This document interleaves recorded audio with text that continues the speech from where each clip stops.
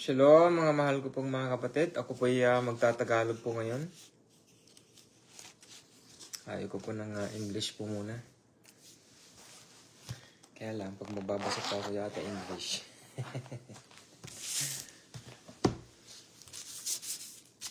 Ay, hallelujah mga kapatid ko. So, habang hindi pa po kayo nanonood, ay mananalangin na po ako kasi po, para po dire-diretso po tayo. Ano po? Kung mahuli po kayo, okay lang. Kasi pwede naman po ninyong panoorin. Ano po, mga mahal ko pong mga kapatid.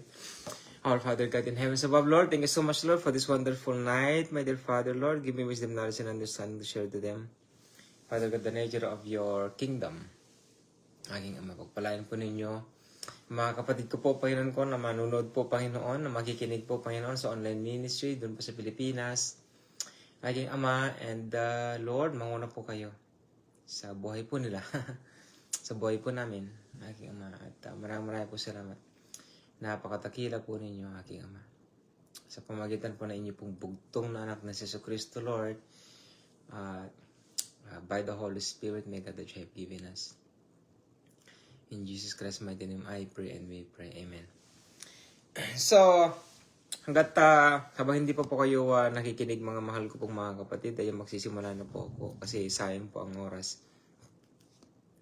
So, ang topic po ay ang kapangyarihan ng Ebanghelyo ng ating Panginoong Jesucristo. Yan. Ang Ebanghelyo po ng ating Panginoong Jesucristo, yan po ang kanyang mensahe. Basic po yan. Napaka-basic po. Ano po? Ang Ebanghelyo ng Panginoong Jesucristo. Basic. Ngayon, paano mo malalaman ang Ebanghelyo ng Panginoong Jesucristo? Ang Ebanghelyo ng Panginoong Jesucristo po ay nakasulat lamang po dyan sa Matthew, Mark, Luke, and John. Kaya nga tinawag na Ebanghelyo. Ebanghelyo ni Mateo, Ebanghelyo ni Marcos, Ebanghelyo ni Lucas, Ebanghelyo ni Juan. So, napaka-importante po yan. Mga mahal ko pong mga kapatid. Tapos, ang finished work of the Lord Jesus Christ na sinasabi po ng mga papastor na mali yung tinuturo nila sa inyo eh. Ang finished work ng Panginoon Jesucristo po ay nakasulat po yan sa John chapter 17 verse 2, hindi pa ako nagkakamali.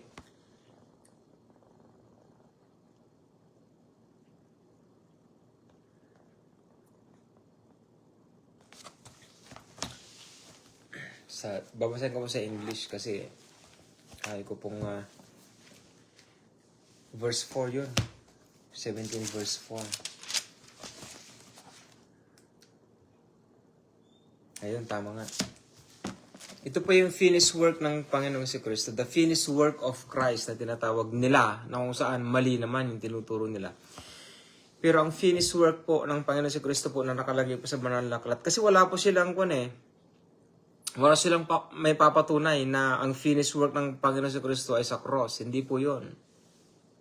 Hindi po yun, mga mahal ko pong mga kapatid. Kasi ang tinutukoy po kasi natin, ang finished work ng Panginoong Jesucristo mismo. At ano yon? Ano yon? Hindi po yung naipako siya sa krus, kapatid. Ang pagkakapako ng Panginoong Jesucristo sa krus ay dahil sa tinatawag nilang prophecy sa Old Testament. Di ba nakalagay sa Isaiah chapter 53 na ipapako siya doon? Yun ang dahilan. Kaya, I will do thy will, O God, sabi niya, I come with the volume of the law written unto me. I come with the volume of the law written unto me. So lahat ng mga nakaprophesy sa Old Testament, mga mahal ko pong mga kapatid, mula Genesis chapter 1 verse 1. Hindi niyo po ba alam ng Panginoon sa Kristo, napako siya doon sa Genesis chapter 1 verse 1? Napako siya doon. Kaya lang mahirap nga lang po siyang ipaliwanag. Tsaka hindi ko na kailangan ipaliwanag yun kasi Hood yun sa Jews yun sa Jew.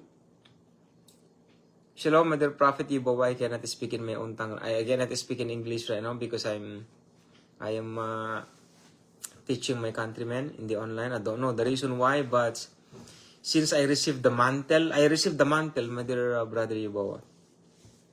Like last April 26 at 1 a.m. I received a mantle, and then since then, I don't know why I'm speaking my own tongue right now. So, kung tignan po natin, mga mahal ko po mga kapatid, ang Panginoon si Kristo, napako na siya sa Genesis chapter 1 verse 1 pa lang, napako na po siya doon through prophecy. napag-aralan ko po yan kasi kay Pastor Benihin at saka yung isang Hudyo. Pero ang talaga nagtuturo din yung Hudyo. Hudyo mismo ang nagtuturo. Kaya napag-alaman ko. Base sa mga lingwahe. Ngayon, so ang finished work ng Panginoong Jesucristo nakalagay po yan sa John chapter 17 verse 4. Yan ang finished work ng Panginoong Jesucristo. Ito pong nakalagay.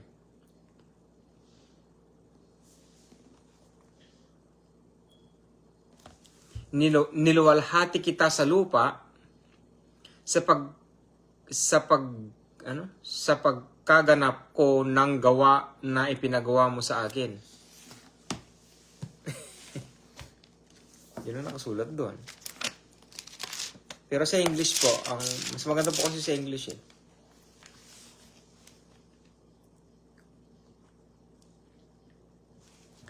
Ganito pa sa English, sa John chapter 17 verse 4. I have glorified thee on the earth, I have finished the work which thou gavest me to do. Diba? Napaka-importante yun. Napaka-importante yun, mga mahal ko pong mga kapatid. So, dun mo mapapatunayan o dito mapapatunayan yung finished work ng Panginoong Jesucristo. Nandito yun, nakasulat. Kaya nga nakakapagtaka bakit hindi tumama yung ministeryo ng mga pastor sa seminary sa ministeryo ng Panginoong Jesucristo. Walang tumama. If you are doing the comments, my dears, I cannot see them. I'm so sorry. No one is appearing on my end. So, if you are greeting me on my birthday, my dears, thank you very much. It's my birthday in the Philippines right now. If you are greeting my happy birthday, thank you very much, my dears. And actually, this is also my spiritual birthday. It is my spiritual birthday, my dears. It is my age is like, I am already 43 years old. Sweet 43 years old. And my birthday spiritually is like since 1999. So, 27 years in the Lord. I am now into 27 years of my relationship. So my God, so my Lord, to my Savior, and to my King, Jesus Christ. Why I say my? Because He is my God. Because a lot of Christians, they don't accept the Lord Jesus Christ that He is their King. They don't accept Him.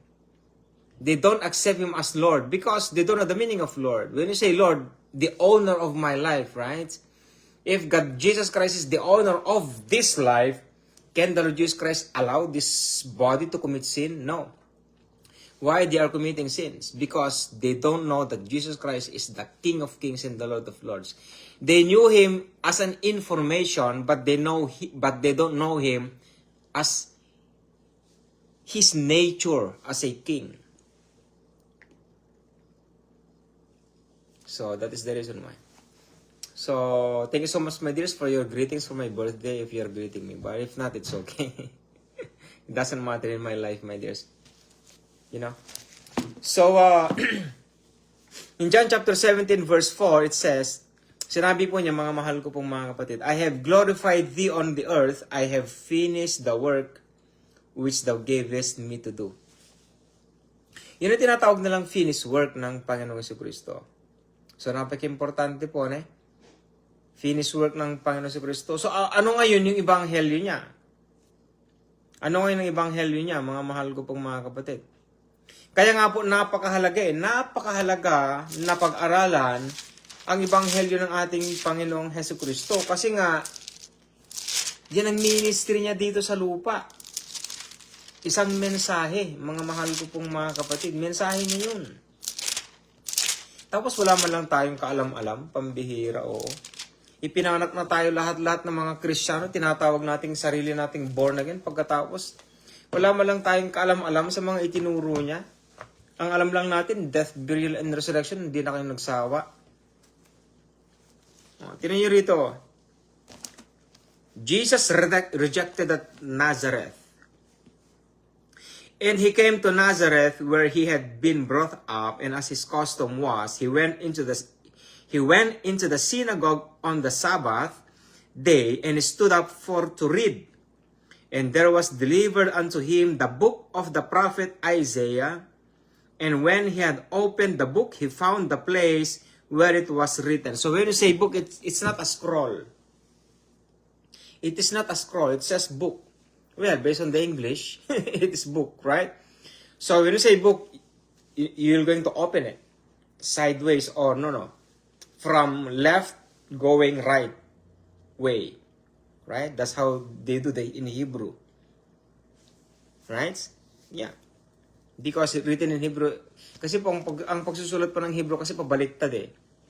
Sa kaliwa, sa kanan, papunta sa kaliwa. Tama? From right to left. On how they write Hebrew. Hebrew language o Hebrew letters. Now, nung binuksan niya ng Panginoon si Kristo yung aklat ni Isaiah, nung binuksan niya, ito ang nakasulat, kapatid. The Spirit of the Lord is upon me because He hath anointed me to preach the gospel to the poor. He hath sent me to heal the brokenhearted, to preach deliverance to the captives, and recovering of the sight of the blind, to set up at liberties them that are bruised, to preach the acceptable year of the Lord. To preach the acceptable year. So which means to preach yung tanggapin mo. The acceptable year of the Lord. Ano yon? To preach the gospel to the poor. To preach the gospel to the poor. So it's a message. To preach the gospel of the poor. To preach the acceptable year of the Lord. So, ano yung gospel na yon? Anong gospel na yun, kapatid?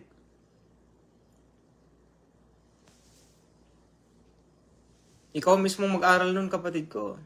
Ikaw mismo, pag-aralan mong salita ng Diyos. Anong ebanghelyo ng Panginoon sa Kristo? Hanggang ngayon, tinuturo mo pa rin death, burial, and resurrection. Hindi ka na nagsawa. Ang alam mo na lang, death, burial, and resurrection. Kasi ganito, di ba? Sabi ng Panginoon sa Kristo, by their fruits you shall know them, tama? Ano ang bunga ng death, burial, and resurrection sa mga mananampalataya ng napakatagal na? 20 years, 30 years, 40 years, kahit mga papastor.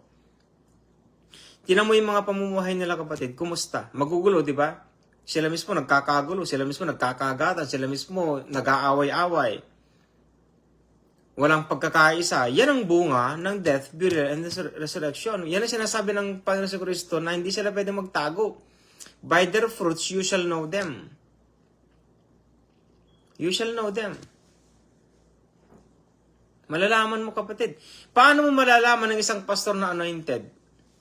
Paano mo malalaman? Napakasimple yan eh. Kasi malalaman mo yung bunga niya eh. Makikita mo yung bunga niya. Makita mo pa lang ang pastor mo, magagalak ka na. Di ba?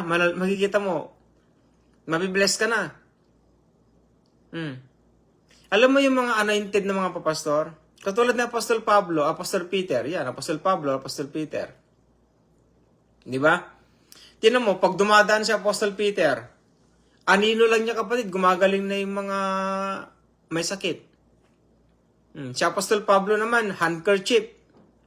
Hawakan niya ang handkerchief, pinag-pray niya yun, o ito, ibigay mo dun sa may sakit. Gumagaling na. Bigyan ko kayo ng extra biblical book. Sa Panginoon si Kristo naman, yung baby. Di ba baby ang Panginoon si Kristo, di ba? Naliligo siya. O, ano pong nangyayari nung naliligo ang Panginoon si Kristo? Kapag naliligo ang Panginoon si Kristo, ang ginagawa ni Mary, hindi niya tinatapon yung tubig sa lupa. Oh, blessing yun, di ba? Di ba pag naliligo tayo, pinapaligon tayo ng ating mga magulang noon, pag baby tayo, tinatapon nila. Di ba? Tinatapon. Pero ang Panginoon si Kristo, hindi. Hindi nila tinatapon. Anong ginagawa nila? Ginagawa nilang healing yun, kapatid. Healing, nagpapagaling. Ililigo lang o kaya ibubuhos sa katawan ng isang tao, gagaling na. Ganun lang kasimple, kadali. Napakadali.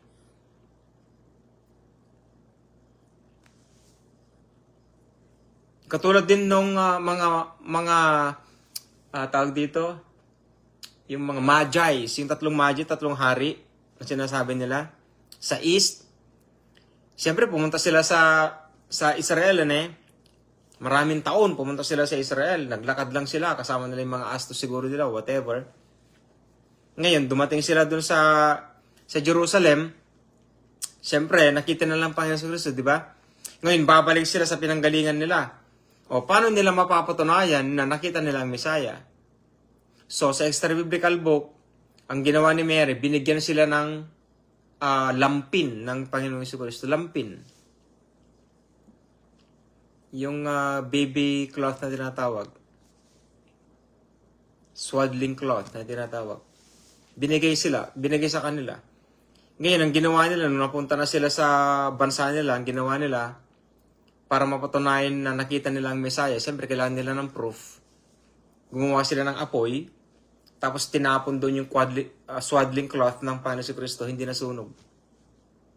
Hindi nasunog. At naging healing pa yon sa kanila noon. Naging healing. Lahat ng mga ginamit ng Panginoon Kristo, naging healing. Lahat yun. Pati mga ginamit na pako ng Panginoon Kristo, nakakagaling yun. Ganun katindi. Tingnan niyo yung babae, Tingnan yung babae, yung may sakit sa kanyang special na parte, di ba? Di ba nagdudugo siya for 40 years or 38 years or 40 years, nagdudugo siya, di ba? Naubos na yung kanyang kayamanan. Hindi naman sinabi ng babae na kapag makalapit lang ako sa Panginoon sa Kristo, gagaling na ako. Pag tinignan lang ako ng Panginoon sa Kristo, gagaling na ako. Hindi. Anong ginawa niya? Mahawakan ko man lang ang laylayan ng kanyang damit. Sabi niya, laylayan eh. Mahawakan lang niya, kapatid, gagaling na siya. Yun ang sinasabi kong extra biblical book. Noong mga panahon niya, lampin ang ginagamit. Tsaka yung tubig niya noon. Ganon katindi. Kaya, the Spirit of the Lord is upon me because He hath anointed me to preach the gospel to the poor. Anong gospel yun, kapatid? Di ba nakalagay sa Matthew chapter 5, nakalagay po doon, Blessed are the poor in heart, for they shall see God. Di ba? Napakaliwanag doon, Blessed are the poor in spirit, for theirs is the kingdom of heaven. Kingdom of heaven. Blessed are they that mourn, for they shall be comforted. Blessed are the meek, for they shall inherit the earth. Blessed are they which do hunger and thirst after righteousness, for they shall be filled. Blessed are the merciful, for they shall obtain mercy. Blessed are the pure in heart, for they shall see God. Do you have a pure heart? Do you have a pure heart right now? Ba't ako nag-i-English? Meron ba kayong malinis na puso, kapatid, ngayon? Malinis bang puso ninyo? Hindi. Pag namatay kasi, impyerno ka. Ganun lang kasimple, napakasimple, kapatid. Pikit ka, pikit lang. Pikit lang Narinig mo yon? Assuming namatay ka na, pagdilat mo, nasa impyerno ka na. Ganun lang kadali. Napakadali, kapatid. You know? Blessed are the pure in heart, for they shall see God. Malinis ba ang puso mo? Malinis ba ang puso mo, kapatid? Kaya nga tinatawag na born again ang mga anak ng Diyos Ang mga anak ng Diyos, born again. Born again. Pag sinabing born again, binago ka ng Diyos. Diba? Pag binago ka ng Diyos, yung luma mong buhay, wala na Hindi ka na magnanakaw, hindi ka na chismosa, hindi ka na chismoso, hindi ka na palamura ng kahit na ano pa. Hindi ka na naninigarilyo, hindi ka na naglalasing, hindi ka na nambababae, hindi ka na nalilibugan. Diba? Kalibugan, lasciviousness. Ano pa? Hindi ka na naglalaro ng mga games, video games. Naglalaro ka ba ng mga video games, yung mga anak nyo? Tanggalin nyo na. Ang anak ko, pambira, pinagalitan niya ng nanay niya Noon yun Noon. Ayun ako.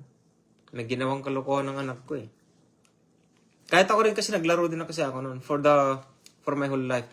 Ako po kasi mahal ko po mga kapatid. Nung bata-bata ako, 1990s. Alam niyo yung Super Mario, di ba? Super Mario na laro. O kaya yung Yung tao dito, uy! Ano yung tao dito? Kalimutan ko na yun. Basta yung game lang na ginaganon-ganon mo. Ganun lang laro namin nun. Tapos nung nag-college ako, naglaro naman ako ng Counter-Strike kahit pa paano. Counter-Strike. Kasi kaklase kami computer. Pero hindi ako nagbababad ng Counter-Strike. Ang talagang nilalaro ko, chess. Sa online. Hindi ako ganong na-expose sa paglalaro. Sa yung mga video games na ganyan. Mahilig kasi ako mag-hunting ng mga panahon na yun. Mag-hunting ng mga ibon. Tapos, no, siyempre, lumipas ang madaming panahon dito sa Canada noong 2019, di ba nagkaroon ng pandemic? 2018, 2019. Actually, 2019 to 2020. Kasi huminti na ako sa pagtatrabaho noon eh. Yan, ang nangyari, siyempre wala akong magawa. Naglaro ako ng Call of Duty na laro. Kaya akala ko ang Call of Duty maganda eh. Kasi ang kalaban mo, totoong tao eh. Totoong tao sila eh. Eh hindi ko akalain na may demon pala dun. Pinasukan ako ng demon nun, kapatid. Hindi ko alam ha. Hindi ko alam na napasukan ako ng demonyo nun. Kahit na namimili ako ng laro, mapili ako nun. Kasi matagal na akong hindi naglaro nun eh. Matagal na, biruin mo, kabataan ko, 2000 to 2004. Pero madalang lang ako maglaro. Chess ang talagang laro ko nun sa computer. Ngayon, siyempre nga, dahil sa parang gusto ko malibang din, so naglaro ako ng Call of Duty. Kasama ko yung anak ko noon. So, yung paglalaro namin ng Call of Duty, nag-enjoy naman kami. Kaya lang, minsan, pero nag-go-online na ako, kapatid. Nag-go-online ako, siyempre, dire-diretso yun. Nag-go-online ako, ha. Tapos, minsan, nagpipray ako. Hindi ko lubos maisip, merong demonyo sa paligid ko noon, nagka-cast out ako. In the name of the Lord Jesus Christ, I command you, Hindi ko akalain na yung demonyo na yun, nasa akin yun, kapatid. Yun ang demonyo ng Call of Duty. Nung panahon na yun, pero hindi ko alam. Wala akong kaalam-alam nun. Tapos ang nangyari, basta 6 months before, August siguro, July. Hindi siya July, basta 6 months 6 months before. June siguro, July, August, September, October, November, December. July yun, kapatid. Mula July hanggang December. 6 months. Nagpray ako sa Panginoon Jesucristo, ititigil ko na yung paglaro ng Call of Duty. Hindi na ako naglaro noon. Actually, sinubukan ko talaga yun. Kapatid, kung paano ma-addict sa paglalaro. Tinatanggal ko, tapos binabalik ko ulit, tinatanggal ko, binabalik ko ulit. Ni mga panahon na nag-aaway kami ni Miss, mo nag-o-online ako ha, pero hindi ko alam eh. Hindi ko alam, kapatid. Pero nagpapalayas ako ng demonyo, pero hindi ko alam, yung demonyo pinapalayas ko, nasa akin pala. Hindi pa ako nagbibiro, mga mahal ko pong mga kapatid. Tinatagalog ko kasi maraming maglalaro din sa bansang Pilipinas, si Call of Duty. Ngayon, so yun nga po, nag-repent pa ako sa Panginoon Jesucristo. Mula noon, nung July na yun, ng 2019 to 2020, hindi na ako naglaro. Tapos, pagdating ko dun sa Pilipinas, dalawa kami ng asawa at mga anak ko. 2 years po kami doon, 2020 to 2022. So, within 2020 to 2021, mga kapatid, between that, hindi na ako naglalaro talaga eh. Hanggang, wala na. Ngayon, nakikita ko yung mga kabataan, naglalaro talaga sila. Meron pa, hindi lang Call of Duty, meron pang isa eh. Ngayon, habang magdadrive po ako, naramdaman ko yung evil spirit na nasa akin, kapatid. Pumunta doon sa tatlong naglalaro ng, ewan ko, nilalaro nila. Naramdaman ko talaga, lumipat yung evil spirit na yun. Na-release ako. Tamo, mga mahal ko mga kapatid. Pero nagtuturo ako ng Word of God, ha? Pero hindi ko alam yun, malay ko. Di ba? Nagtuturo ako ng kabanalan nun. Noong mga panahon na yun, pero hindi ko alam yun. Mga kapatid, kasi pag mapili ako sa laro, di ba, kapag naglalaro ako ng Call of Duty, totoong tao talaga yung mga yun. Mga totoong tao. Nasa karton nga lang, pero totoong tao sila. Imali ko ba naman na kahit na ganun pala, demonyo. May demonyo pa rin. Kaya nga napag-alaman ko, mga mahal ko pong mga kapatid, lahat ng mga laro sa video games na yan, mga demonic lahat yung mga yan. How about sa chess? Sa chess, wala naman. Kasi lumalaban ako ng chess nung high school ako Elementary high school, lumalaban ako ng chess Kahit college, lumalaban ako ng chess. Wala naman. Hanggang ngayon. Yung chess. Kasi ginagawa ko sa chess naman, mga mahal ko pong mga kapatid, depende siguro sa pagka-addict. Kasi ako hindi naman totally addict sa chess Ang ginagawa ko sa chess, kapag siyempre tumatanda na ako, nakakapagpa-memory kasi yan Yung nagbibigay ng memory, ang chess. Para maging, actually nakakatulong ang chess talaga. Yan. Nakakatulong ang chess. Actually, ang chess talaga para sa mga marurunong, matatalino. Sabi nila. Naniniwala ako doon na syempre. Yan, magaling sila magplano. Kaya mga engineer yan, marunong, magagaling naman pagdating sa chess, mga engineer, mga ganyan, mga architect. Syempre, mga teacher din na lang naman, di ba? So, ganun po, mga mahal ko pong mga kapatid. So, ang Panginoon si Kristo, nung dumating po siya rito, meron po siyang mensahe. Gospel. Gospel yan. Gospel po is a message. Yan po ang ibig sabihin yan. Kaya, blessed are the pure in heart, for they shall see God. Sabi nga ng Panginoon si Kristo Doon pa nga lang, babagsak ka na Malinis bang puso mo? Hindi. Para ko pumunta ng langit pag namatay ka. Anytime pwede kang mamatay. Bakit? May vaccine ka di ba? Di ba nagpapakuna ka? Delikado ka dyan. Hanggang ngayon, tinan nyo, pag-usapan nga natin, vaccine na yan. Kasi di nila, alam mo mga pastor, kaya di nila tinuturo yan, mga bakunado kasi sila kapatid. Kaya di nila tinuturo sa inyo yan. Tinuturo ba nila sa inyo yan? Hindi yan Ang pwede lang magturo dyan, yung hindi bakunado. Hindi bakunado. Di ba?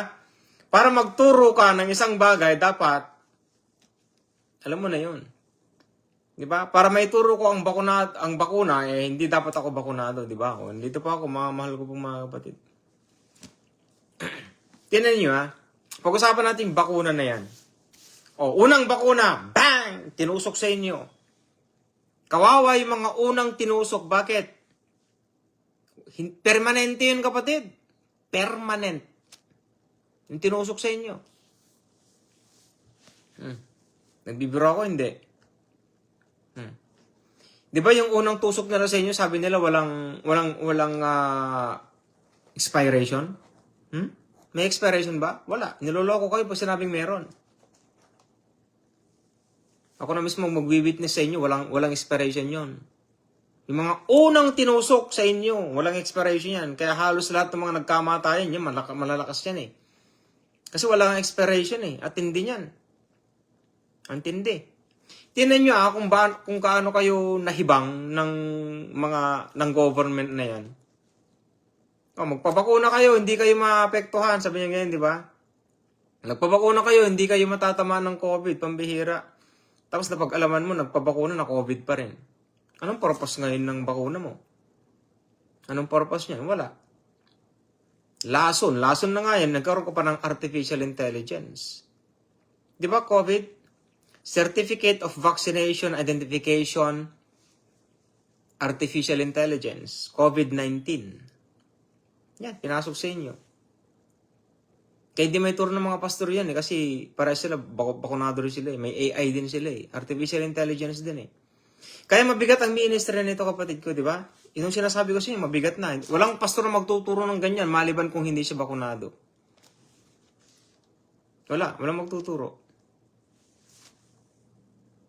Ngayon, nung tinusok yan, unang tusok, bang, ang dami namatay nun lalo na sa Pilipinas nun. Ngayon, another tusok, ito, tinatawag nilang booster, 6 months. 6 months guaranteed. Kumbaga guaranteed ewan ko, anong pinaggagawa nila. Sabi ko nga sa inyo, pag nabakunahan ka, magkakasakit ka pa rin Hindi ko alam, paano kayo nagpabakuna talaga? Hindi ko lubos maisip. Magpapabakuna ka para hindi ka magkasakit. Pero ang problema, nagpabakuna ka nga, may sakit ka pa rin. Ba't yung nagawa yun sa sarili ninyo? Di ba, anong gagawin mo kapag meron kang lagnat? Aminin sa akin, ano? Paracetamol. Ano pa? Pati Newsip, tinetake nyo, di ba? Ano pa? Nagamot. Di ba gamot yun? Panlaban, di ba? Effective naman, di ba? Oh, effective naman pala eh. Oh, so pag may lagnat ka, magtitake ka ng paracetamol, gagaling ka. Tama. Ako mismo ang magpapatotoo sa inyo. Oo, gagaling ako. Mula nung bata ako, pag nagkakasakit ako ng lagnat, pinuputol nga sa gitna eh. Di ba? Napakapait, pambihira. Napakapait talaga. Isusuka mo sa pait eh, ne? Isusuka mo sa pait yung paracetamol na yun. Ay, talaga. Hanggang ngayon, naralasahan ko pa rin. Yung pait ng paracetamol na yun. Nung bata ako, 6 years old, 7 years old, 8 years old, 9 years old, pinuputol sa gitna. Ang pait hanggang ngayon, nalalasahan ko pa rin. Effective! Natatanggal yung lagnat, tama? At least nakakatanggal ng lagnat. Yung bako ng tinusok sa inyo, nakakagamot ba? Hindi ko alam kung manonood pa kayo ngayon. May nanonood pa dyan? Mga Pilipino? Inusgahan ko po ba kayo? Sinasabi ko lang pang totoo para hindi na kayo magpapakuna ulit.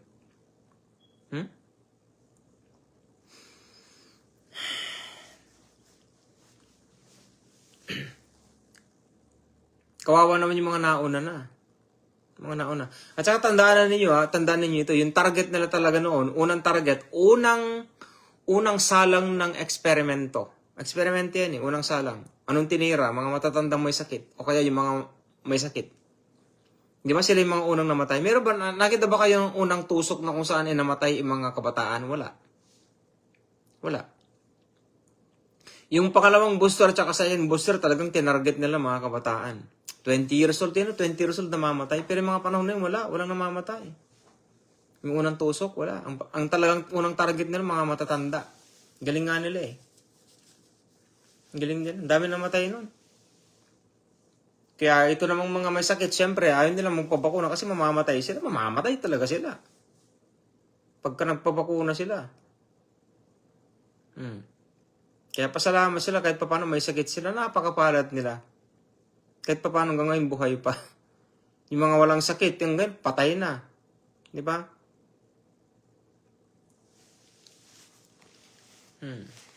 Tanungin niyo ako, kapatid. Brother James, kumusta naman yung bakuna namin? Hintayin mo lang, mamamatay ka rin. Hintayin mo lang, kapatid. Nakailang booster ka? Ako, diretso ako magsalita. Totoo naman sinasabi ko. Kasi walang expiration yan, kapatid. AI kasi yan Artificial Intelligence Kasi ang COVID, kapatid ko, code yan, code. Ano yung code? C-O-D-E? Code.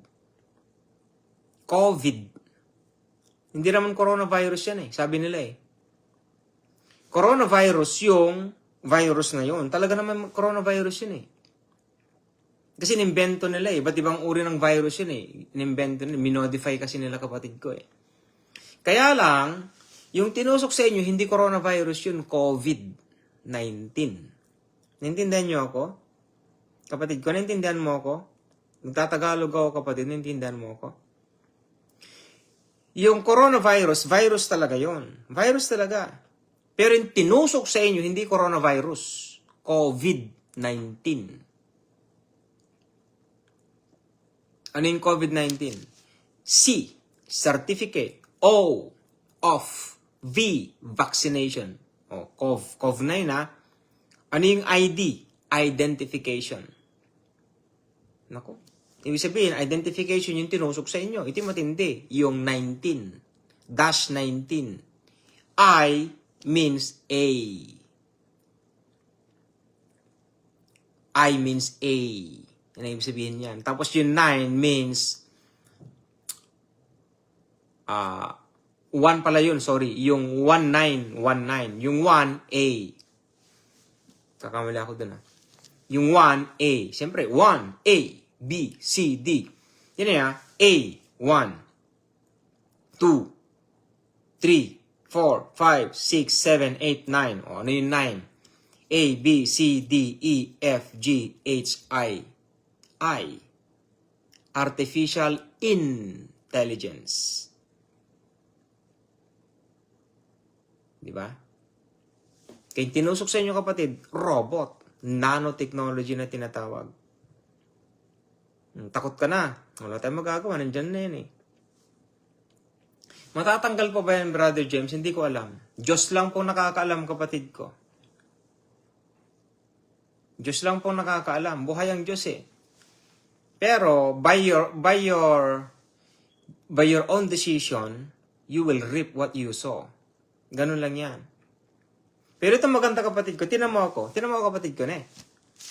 Tinan mo ako ha. Huwag ka magagalit sa akin eh. At least pag namatay ka, punta ka ng langit. Yan ang sure. Pero pag dinagdagan mo ng dinagdagan yan, wala na.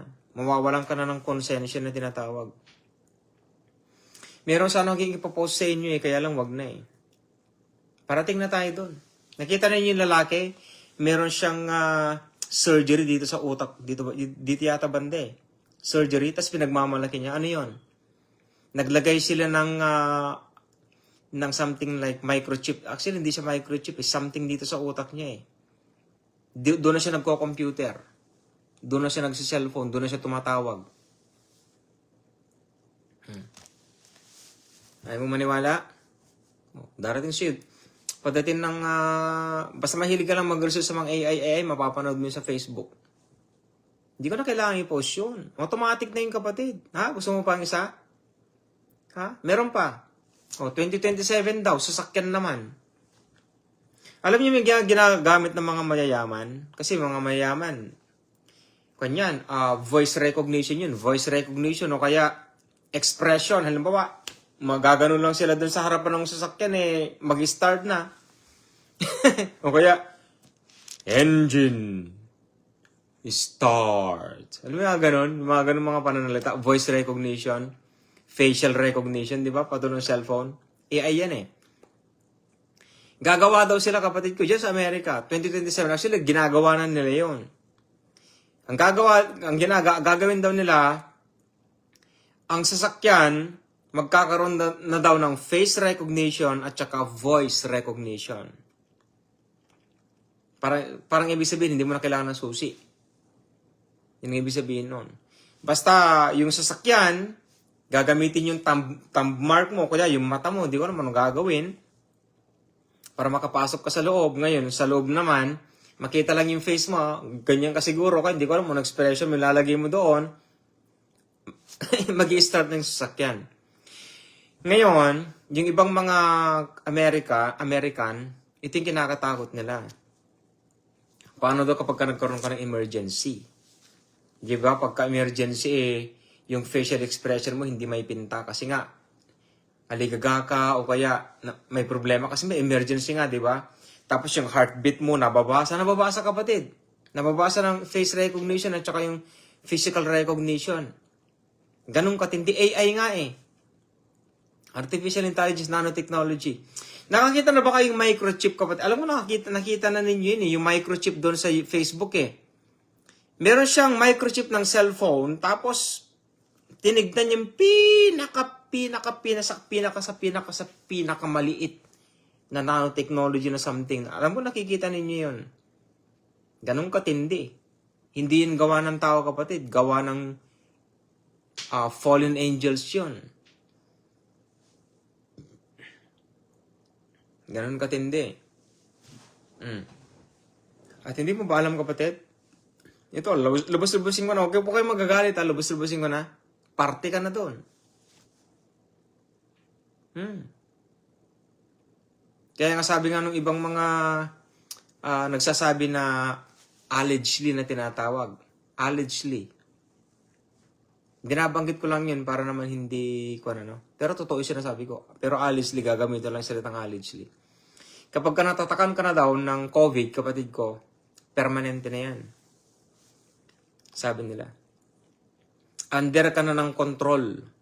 Kaya nga pinapalakas yung 5G, 6G, 7G, 8G, 9G, 10G, 11G, 12G hanggang sa matunaw ka na mismo. Kasi nung first account ko po kasi tinuturo ko po yan, yung nanotechnology na yan. Actually, hindi nanotechnology, yung mark of the beast na tinatawag. Pero ang talagang pinupunta ko talaga yung papasok sa kamay. Kasi dalawa kasi yan dalawang mark kasi yan Number of the beast, at saka yung mark of the beast. Dalawa yan kapatid, hindi lang yung isa. Number of the beast, yung tinatawag na lang 666, at saka yung mark of the beast. Ang mark of the beast is COVID. Nanotechnology, artificial intelligence. At meron ka na nun. Meron ka na. Hello? Manunod ka pa ba sa akin, kapatid? Paano ka manunod sa akin yan kung ikaw mismo natatamaan na? Di ba masakit, kapatid?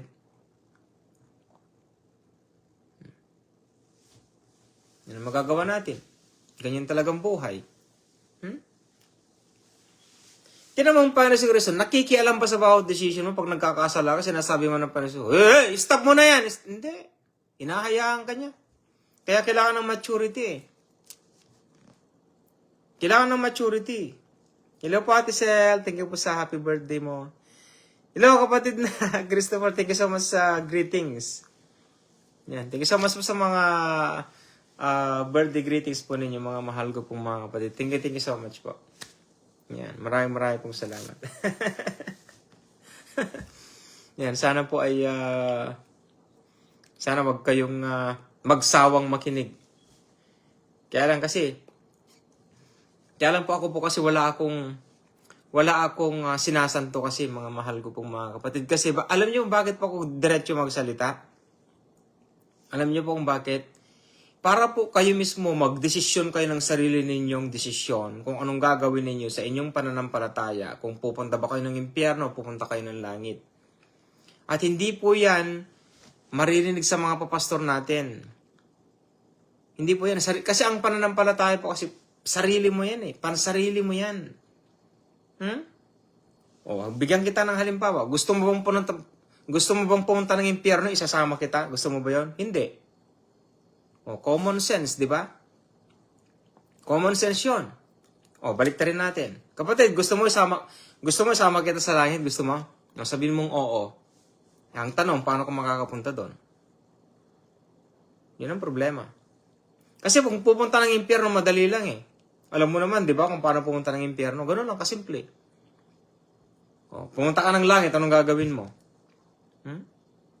Decision mo yon. So, anong gagawin mo ngayon? Ngayon pa, nagsasalita po ako dito. Ito po kasi ang online ministry po, binigay po ng Lord sa akin. Mahirap talaga. Sino bang magkakagusto naman sa akin, kapatid? Gusto mo ba ako? Mahal mo ba ako? Hindi. Pero wala akong pakialam kahit di mo ako mahal. Kasi hindi naman akong tagapagligtas mo Hindi naman akong tagapagligtas mo, kapatid. Ang tagapagligtas mo, yung Diyos na tinanggap mo sa buhay mo. Kumusta kayo ng Diyos na tinanggap mo sa buhay mo? Kumusta kayo? Kumusta kayo? Okay lang kayo? Paano kayo? Anong ibig sabihin ng okay na yan? Nagde-date naman kayo, kapatid. Alam niyo ba paano kayo ipag-date sa Panginoon si Kristo? Turuan ko po kayo. Pumunta ka sa kwarto mo, isama yung kwarto. Okay, lagay mo dun sa likod, do not disturb. I am praying, parang ganon. Ayun, date mo na sa Panginoon si Kristo yun. Kausapin mo na siya. Ilang beses kayo nagde-date ng Panginoon si Kristo, ha? Gusto mo pa ng tawag dito? Kasi tawag dito yung kung meron kang kasama. Kasi tawag doon. Yung parang nangyayang pa, nanggugulo, parang ganun. So, ganun po yan. Pasintabi lang po, pero yan po talagang turo. Pag meron ka ng COVID, di na matatanggal yan. Hindi na matatanggal. Maliban, ito matindi, kapatid. Kailangan mo ng matinding pananampalataya. Maliban kung talagang nag-repent ka sa Panginoong Jesucristo ng buong buo.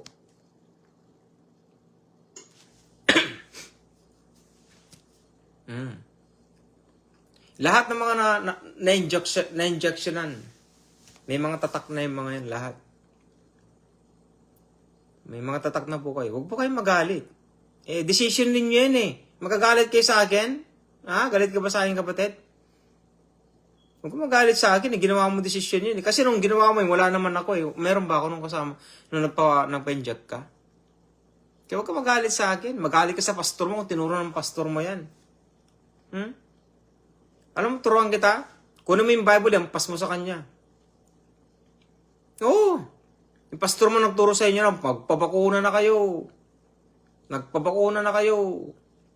Okay lang yan, di kayo mamamatay. At least sama-sama tayo, magsisimba tayo. Tirong habol lang nila sa inyo kapatid, gano'n. Hindi ako nagbibiro. Hindi ako nagbibiro kapatid. Kunin mo yung Bible na yung pas mo sa kanya, ipalo mo sa kanya. Kumalis ka na doon. Bakit? Ano nangyari sa buhay mo? Tinan mo nga. Ano nangyari sa buhay mo kapatid? Tignan mo ang pamumuhay mo ngayon. Dahil sa ginawa nilang pagtuturo. Yung mga nagturo lang ha. Yung mga nagturo lang. Tinong ginawa nila sa inyo kapatid. Magpabakuna na kayo. Tama? Kaya hindi nila tinuturo yan eh. Ang pwede magturo lang yan, yung mga taong hindi bakunado. Ganun lang yun. Tapos galit na galit sila sa akin. Hindi nila ako matitinag, mahal kong kapatid. Buhay ang Diyos ko eh. Buhay ang Diyos ko. Ang laki ng Diyos ko. Sino ba sila, di ba? Sino bang pinaglilingkuran nila? Kung talagang buhay ang Diyos na pinaglilingkuran nila, ay, naku, ang hirap talaga magturo. Yung mga papastoran, dapat tinuturuan talaga yan. Tinuturuan sila mismo ng Panginoong Jesucristo. Wala nang ibang magturo sa kanila kapatid, kundi ang Diyos na pinaglilingkuran nila. Kung talaga naglilingkod talaga sila. Kasi nagturo po sa akin ang Diyos ko eh, na nagturo sa akin. Yan. So, pasukin po natin ito. Pinapabalik ako ng Lord sa vaccination. Wala pang imposible sa Diyos. Wala pang imposible. Di ba, nagpa-inject ka na? Wow. Sabi mo sa Panginoon Jesucristo, Lord, wasagin po ninyo lahat ng mga bakuna sa katawan ko. Yun ang gawin mo. Manalangin ka kapatid. Wala imposible kasi paano ko ba sasabihin yun? Kasi kahit nasabi mong naging ignorante ka, nagpapakuna ka pa rin eh. Kasi kapag ka nandyan na yun.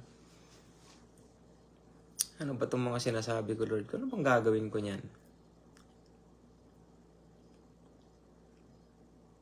Kasi yan ang tinatawag nilang gawain ni Satanas. Gawain niya yan eh. Ministry niya yan eh. Nandun ka eh, parang gano'n. Nagpapakuna ka eh.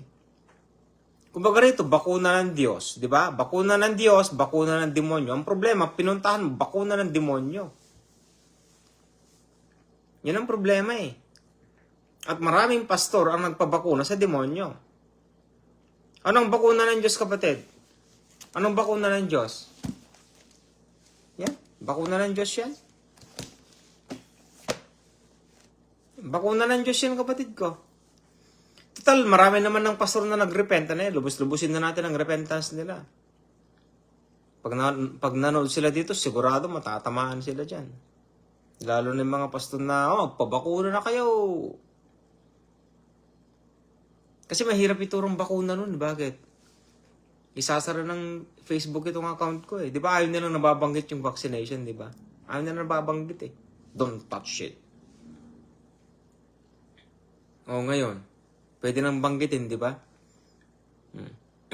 Kaya masarap magturo ngayon. Yan. Kaya lang dito sa ibang bansa, kawawa yung mga kapatid talaga na wala, no choice sila eh. No choice. Kasi hindi sila papabakuna, wala silang trabaho. Kaya nakahanda na lahat yan eh. Ako talaga, hindi. Hindi ako hindi talaga kapatid ko. Ay, naku, Diyos ko. Kahit ba wala kang minister, Brother James, hindi ka magpapabakuna? Hindi. Hindi talaga. Hindi. Hindi talaga. Hindi ako magpapabakuna, mga mahal ko pong mga kapatid. At saka, hindi pwedeng mangyari yun sa akin eh. Bakit? Before I formed you in the womb, I knew you. Sabi niya eh. And before you was born, I set you apart. Kaya kumilos pang Panginoon sa Kristo sa amin. Alam niyo po ang dahilan kung bakit po kami umuwi sa Pilipinas ng 2020? Alam niyo pong dahilan, mga mahal ko pong mga kapatid? Kasi nagkaroon ng mandatory vaccination dito. Nagkaroon ng mandatory vaccination dito, kapatid ko. Ang ginawa namin, kasi alam ko talaga eh.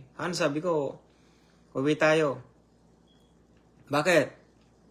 Kasi magkakaroon ng mandatory hindi pa mandatory vaccination, hindi pa noon. Alam ko na talaga magkakaroon ng mandatory vaccination. Kaya bago sila nag-announce ng mandatory vaccination, naka-schedule na po kami noon para umuwi.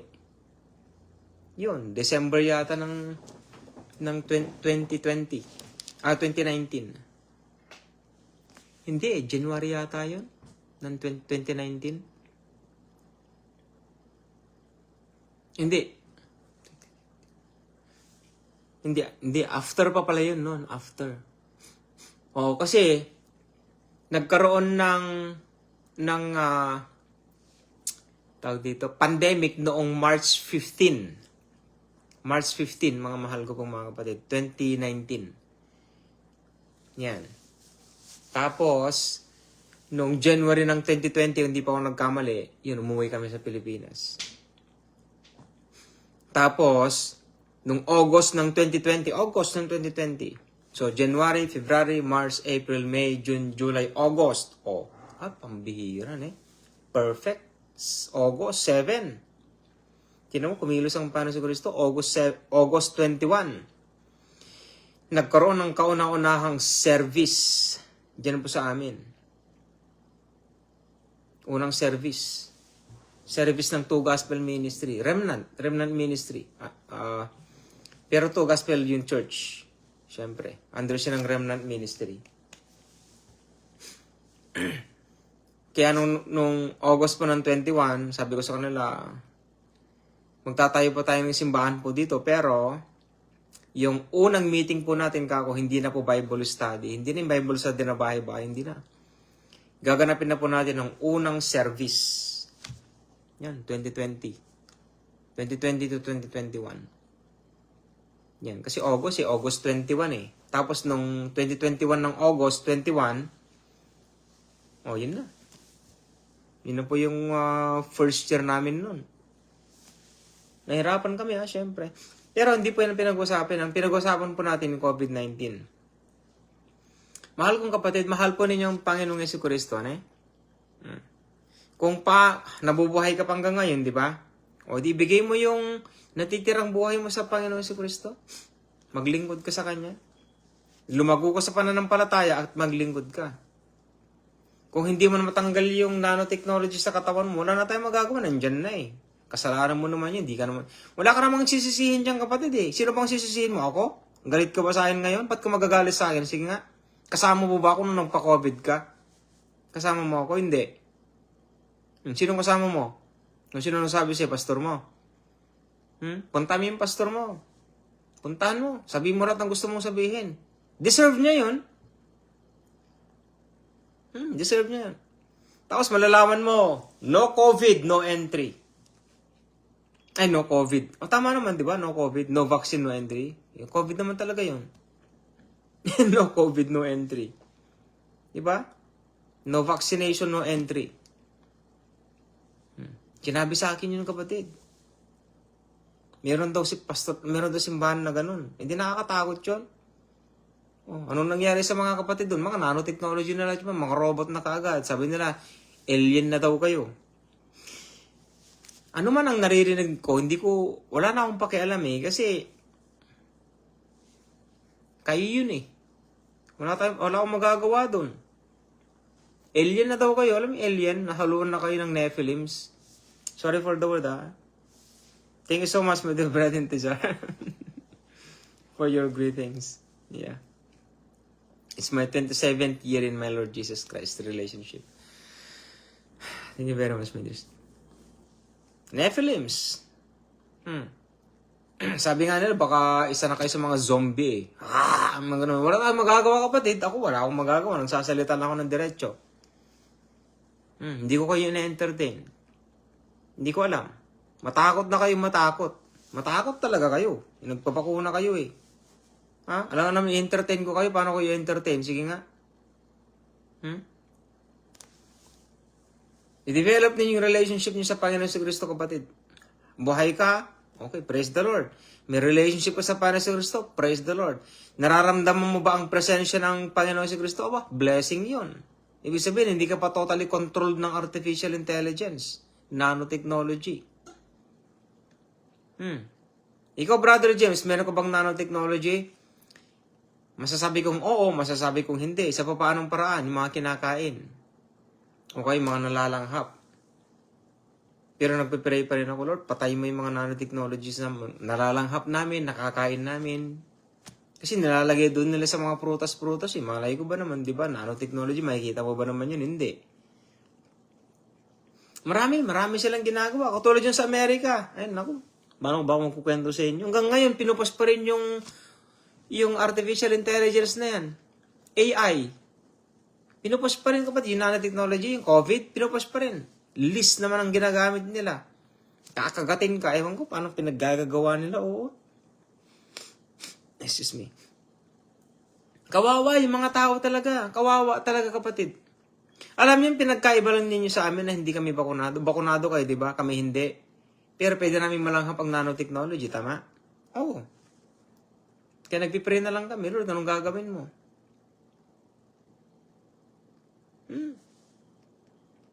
Anong magagawa natin, kapatid ko? Di ba? Yun lang ang pinagkaiba natin. Kayo, tinusok sa inyo. Kami nalalanghap namin, nakakain namin siguro. Itong problema rin sa inyo. Tinusok na nga sa inyo, yung mga nakakain nyo, meron pa. Yung mga nalalanghap nyo, meron pa rin.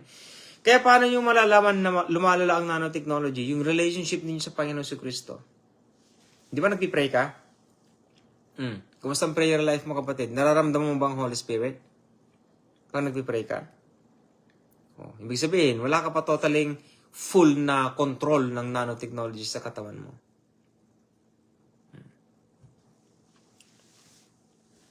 Kaya lang, may sasabihin ako sa inyo, pero okay, magagalit na eh. Sasabihin ko lang ang totoo. Kung gusto ka nilang iganon, igaganon ka nila. Ganun lang. Kaya pasalamat ka, buhay ka pa ngayon. At, make sure na yung relationship mo sa Panginoon sa Kristo solid. At least anytime na mamatay, kapunta ka ng langit. Di ba nakita naman ninyo yung mga Pilipino, iba't ibang lahi din, di ba? Yung tumitingin sila ng ganun, pero wala, hindi sila tumitingin, kapatid. Control yun ng nanotechnology sa katawan nila. Sa brain yun. Sa brain ang target nila. Kaya gumaganon sila, at pagkatapos bigla na lang babagsak, tapos mangingisay na, tapos patay. Ganon. Ganon yun. Kaya anytime talaga. Kaya lang, depende kung anong tinusok sa inyo. Moderna, JJ, Hyper Grace ko na mutin. Dito, Pfizer, ano pa? Sputnik. Di ba meron Sputnik? Meron pa eh. Marami yun eh. 7 yata o pati yun 8. Wala yung mga yun eh. Yung mga, lalo na sa bansang Pilipinas, pambihira talaga. Tinusok lahat sa inyo. Kawawa naman kayo. Kawawa talaga kayo mga Pilipino. Mahilig kasi kayo sa ako eh. Alam mo ang mali sa atin? Mahilig kayo sa mga foreigners. Basta gawang foreigners talagang, sige! Kahit mga preacher pa. Sino yung preacher natin? Kano, kapatid. Yung anointed na taga-Amerika. Tara, puntan natin. Pagdating doon, milyon-milyon mga taong nanonood. May natutunan ka ba? Wala.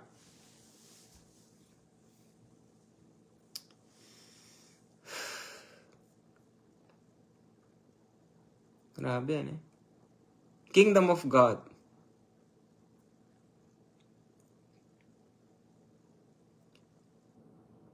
Tanungin niyo ako, kapatid ko, kung sinong susi natin sa bansang Pilipinas para may turong Kingdom of God. Mga papastor.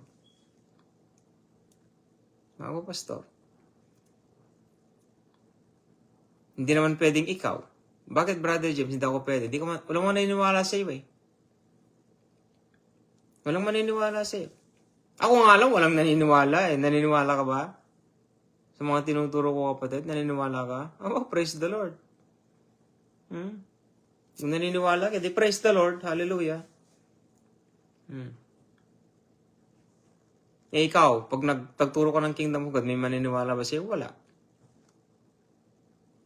Pagagalitan ka pa. Kaya pwede lang magturo kapatid dyan sa Pilipinas, mga papastor. Wala nang iba eh. Kaya nga pastor sila eh. Di ba? Paano nga ituturo ng pastor ng isang kingdom of God? Hindi ko na alam sa kanila. Diskarte na nila yon. Shira akong paring Bal. Nandito si paring Bal, Angeles. God bless you, kapatid. Hallelujah. Yan, sa bansang Pilipinas. Ituturo na po yan, mga pastors po natin. Magpasalamat po tayo dahil marami na po sa kanilang nag-repent. Marami na po. Di ba lagi ko po sinasabi kapag naalala kong sa Pilipinas, napakadilim. Ngayon, kahit pa paano, wala na po yung dilim. Wala na po. Ngayon, na-discern ko po. Wala na po. Natanggal na. Praise the Lord. Sabi ko nga sa inyo, mga mahal ko po mga kapatid eh. Sinabi ng Lord sa akin yun noong April 23, alas 3 ng hapon, nung nandun ako sa trabaho ko. Kinausap ko ng Panginoon Jesucristo. Iyak nga ako ng iyak nun eh. Tapos, April 26, 1 o'clock a.m., na-receive ko naman yung mantle. Kaya lang, nung na-receive ko po yung mantle, mga mahal ko pong mga kapatid, lagi na ako nagtatagalog. Salamat kapatid na ba? Salamat sa love mo, mahal kong kapatid. Excuse me. Pag uwi ko kapatid na bal, pasyal ako sa inyo, ha? Pasyal ako sa inyo. So, kaya nung na-receive ko po yung mantle, nagtatagalog po ako ngayon. Kaya nangungusap nga po ang Lord sa inyo po eh. Aray ko. Aray ko, ano ba naman yun? Ilong ko. Nasiban po ako, sorry po ha. Kaya nagtatagalog po ako. Talagang nire-reach out ko po kayo. Kasi po, kahit na hindi po kilala ang To Gospel Ministry, doesn't matter. Kasi po kapag nag-release po ako ng mensahe, may papasama na siya sa tinatawag na spirit realm eh. Alam niyo po yun? Parang ganito. Di ba hindi ko po kayo nakikita? Hindi ko po kayo kilala, tama? Siyempre yung iba kilala ko. Wala nang problema yon. Ngayon, kapag pinagpipray ninyo ako na mamatay ako, di ba? Di ba yung iba sa inyo nagpipray na mamatay na sana ako, di ba? Pero yung iba, siyempre hindi sila nanonood. Ngayon, itong mga ito na pinagpipray nila na mamamatay na ako, kahit na hindi ko sila nakikita kapatid, naramdaman ko yun. 2 beses. Kaya ang Panginoon Jesucristo talagang alam niya, pinag-fasting niya ako ng 3 araw eh. Hindi ko man alam eh. Lord, sabi ko, bakit ako nagpo-fasting? Tapos nanghihina ako, kasi hindi nga ako kumakain eh. Nanghihina ako, tapos nananalangin ako, nagpipray, Lord, ano bang nangyayari? Tapos, ngayon pala, noong mga panahon na yun kapatid, pinagpipray ako ng mga, alam niyo na, para maganon. Mga papastor yung mga yon. Yung mga yon, mawawala yung mga yun kapatid. Kung sino man po ang tumira ng online ministry, kahit konti lang, tatanggalin ng Lord yung ministry mo. Tatanggalin niya. Bakit? Manggugulo ka lang, magkakalat ka lang eh. Ganun lang yun. Di ba? Anong ipagmamalaki mo sa death, burial, and resurrection? Sa gospel of the kingdom of God, at sa pamagitan ng ibanghelyo patungkol sa biyaya ng Diyos. So, anong may pagmamalaki mo sa death, burial, and resurrection na yan? Wala. Tapos pinagpipiri mo pa ako na mamatay na ako, na magkasakit ako kahit papano, di ba? Naramdaman ko po yun. Actually, hindi ko na maramdaman yung mga demonyong yun eh. Sorry for the word mga kapatid ko. Hindi nyo na ako masyadong maririnig ng demonyong mga pastor. Kasi marami na pong nag-repent sa bansang Pilipinas. Marami na po talaga, mga mahal ko pong mga kapatid. Ito po, para maging witness po kayo, para po masabi ninyo na nagsasabi po ako ng totoo. Yan. Marami na po mga pastors po ako nag-repent sa bansang Pilipinas. It doesn't matter kahit bakunado sila o hindi. It doesn't matter, buhay sila eh. Pero ang dalangin ko lang talaga, pati yung vaccination na yun, itigil na nila. Huwag na silang magpatusok pa. Tama na. Tama na yun. At saka wala na eh. Gusto mo pa bang magpatusok ng COVID? Hindi na. Ano masasabi mo ngayon? Kahit mamatayin na ako. Sana noon pa. Diba? Sana noon pa. Ganyan ka sana noon pa, kapatid. Ikaw talaga, oo. Niloloko mo sarili mo. Kahit ikaw mismo, niloloko mo eh. Imbis na galit ang demonyo siya, natatawa pa sa'yo eh. Ay, naku naman, oo. So, yun po, sa Luke chapter, ano mo, chapter yun? Chapter 4. Balik pa tayo doon. Alas 12, matutulog na po ako. Ito, chapter 4, verse 18. The Spirit of the Lord is upon me because He hath anointed me to preach the gospel to the poor. Tignan mo, gospel, kapatid. Napakaliwanag, gospel daw. Anong gospel yon? Hindi naman death, burial, and resurrection. Gospel. Ha? Gospel, kapatid. Ano yung gospel na yon? Para sa mga mahihirap. Yun nga yun. Sinasabi ko sa Matthew chapter 5. Blessed are the poor in the spirit, for they shall be, ano man nakalagay doon? Nakalimutan ko na tuloy. Blessed are the poor in spirit, for theirs is the kingdom of heaven. Yun ang tinutukoy niya rito, oh. Because He hath anointed me to preach the gospel to the poor. Poor in the spirit. Yun ang ibig sabihin nun, hindi dahil sa mahirap ka. Ibig sabihin, ang gospel of the kingdom of God para lang sa mga mahirap, kaswelo naman nila. Diba? Oh. Kaya ang salita ng Diyos, mahiwaga yan. Kung wala kang Holy Spirit, di mo maintindihan yan. Tapos ituturo mo sa mga tao, ano eh? Ituturo mo. Mali pa rin sinasabi mo. O yan, preach the gospel to the poor. Blessed are those who are poor in the spirit, for there is the kingdom of heaven. Ano pa? He hath sent me to heal the brokenhearted. Heal the brokenhearted. So, paanong paraan? Para magkaroon sila ng kagalingan sa kanilang biyak-biyak o sira-sirang puso. Kapayapaan. For the kingdom of God is not meat nor drink, but of righteousness and joy and peace. No? Peace in the Holy Ghost. Kaya kapag meron kang Holy Spirit, mga mahal ko pong mga kapatid, kahit anong klaseng problema meron sa'yo, gustong-gusto mo. Mas gusto mo pang ang nakakaranas ng mga ganun kung minsan eh. Bakit? Kasi natites ang pananampalataya mo, di ba? Hindi mo ba alam na kapag ka natites ang pananampalataya mo, mas lalo kang nagiging malakas sa Panginoon si Kristo? Huwag niyong i-misinterpret yun, ha? Iba kasi minimisinterpret nila yun eh. Ganito yun. Panginoon, gusto ko pong lumago sa pananampalataya. Bigyan mo ko ng mga problema, mga hindi ko makakaya. Kapatid ko, babagsak ka sa pananampalataya mo. Maling sinasabi mo eh. Ang pagsubok na yan, kapatid ko, binibigay yan kung nag-aaral ka ng salita ng Diyos. Yun ang ibig sabihin nun. James chapter 1, 2, 3, 4, 5, 6. Chapter 1 na lang ng James. Yun. Pagka nagkakaroon ka ng mga pagsubok, matindi nga yun eh.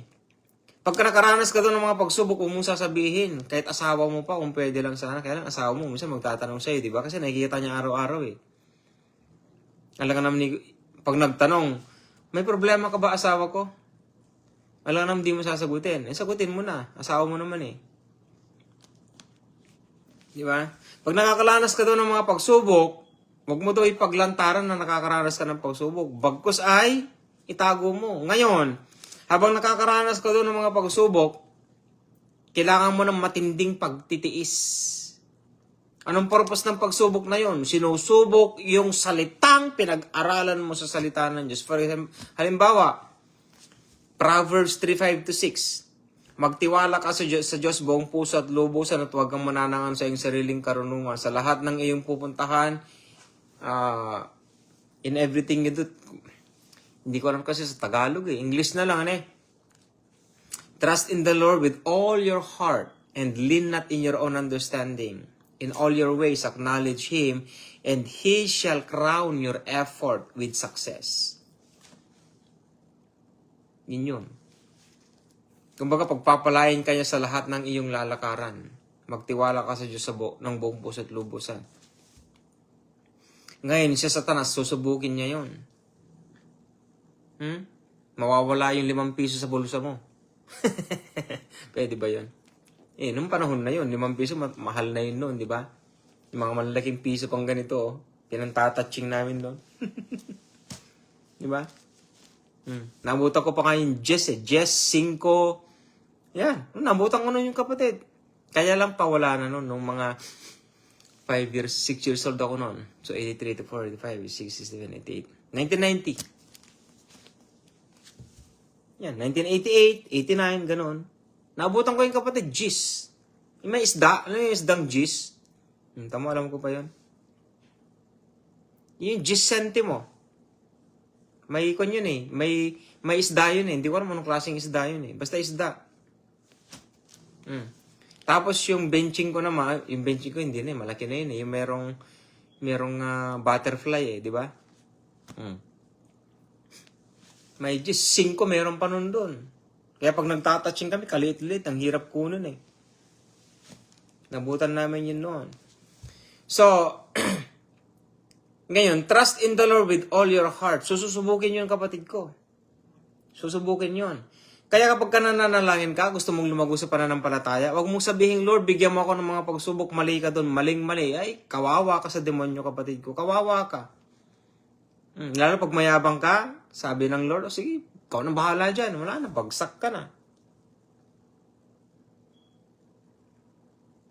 Basahin mo sa James, kapatid ko. Tagalog naman, maintindihan mo naman yan eh. Hindi naman English yun eh.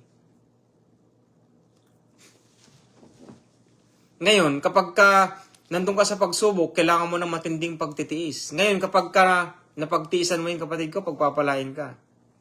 Napagtagumpayan mo eh. Ngayon, ito matindi. Pag hindi mo daw makayanan, humingi ka ng lakas. Nandun din sa James, chapter 1. Humingi ka ng lakas mo.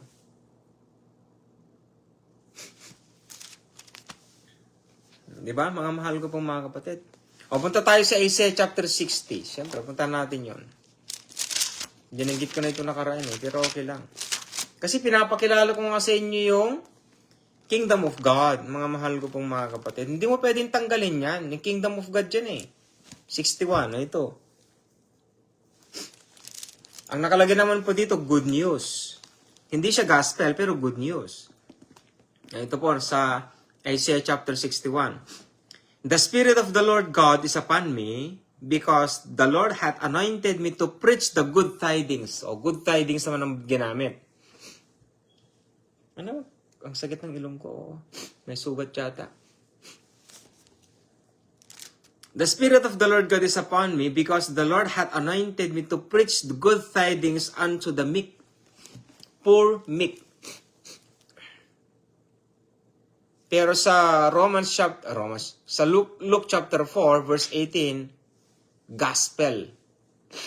Excuse me. To preach the gospel. Right? Pero dito, good tidings. Good news. So what is the good news? The gospel. What is the gospel? The good news. What is the good news? And what is the gospel? The gospel of the kingdom of God.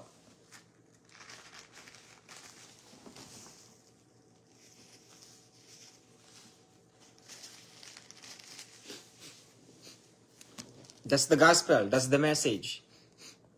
Now, the gospel of the kingdom of God. The gospel of the kingdom of God ay para lamang sa mga Hudyo ng mga panahon na yon. Kasi bakit? Na-sanctify na sila eh. Na-purify na sila. Chosen sila eh. Sila yung pinili ng Diyos, ng God the Father eh. God the Father, God the Son, God the Holy Spirit eh. Excuse me. Kaya itinuro sa kanila ang kingdom of God. Diba? Ngayon, ang kingdom of God, hindi siya kaligtasan. Isang mensahe yun, isang pamumuhay. Pamumuhay po yun, kung paano ka mamuhay. Excuse me. Kung paano ka mamuhay bilang isang anak ng Diyos. Ganito lang yan eh. Paano ba mamumuhay ang isang anak ng Diyos? Magkakasala ba? Kapatid ko? Nagkakasala po ba kung ikaw ay namumuhay kasama ang Diyos? Walking with God kasi eh. Kasi kapag sinabi kasing born again, walking with God, di ba? Na kasama mo ang Panginoon si Kristo, kasama mo ang God the Father, kasama mo ang Holy Spirit. Ngayon, kung kasama mo ang Diyos ng mga yan, kasama mo sila, magkakasala ka ba? Common sense, di ba? Hindi, di ba? Kaya hindi mo masasabi na ipagmamalaki mo na hindi ka perpekto. Meron perpekto sa banal na aklat, kapatid.